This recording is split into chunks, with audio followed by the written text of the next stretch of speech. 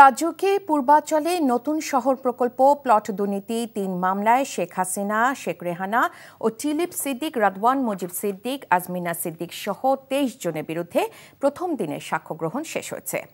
এদিন সাক্ষ্য দিতে আদালতে হাজির হন দুদকে ৩ কর্মকর্তা সালাউদ্দিন, আফনান, জান্নাত কেয়া ও SM রাশিদুল হাসান।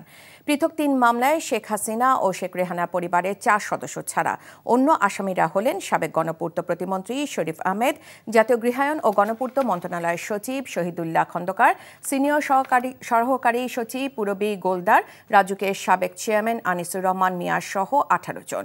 সাক্ষ্য গ্রহণ শেষে দুদকে পাবলিক প্রসিকিউটর জানান, রাজুকের আবাসন নীতিমালার সকল আইন ভঙ্গ করে শেখ হাসিনা তার ক্ষমতার অপব্যবহার করে শেখ রেহানা সহ তার পরিবারের নামে প্লট বরাদ্দ নেন। সাক্ষ্য গ্রহণে দুদকের কর্মকর্তারা এমন তথ্য আদালতকে জানান।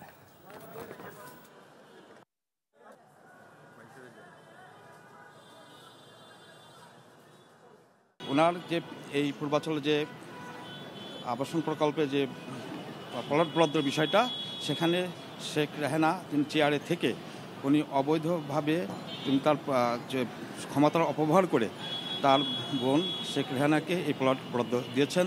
সে মর্মে এখানে যে রাজনৈতিক উন্নয়ন কর্তৃপক্ষের যে বিধি আছে, সেই সব বিধি লঙ্ঘন করেছেন। লঙ্ঘন করে এই প্লটগুলো বরাদ্দ দেওয়া হয়েছে।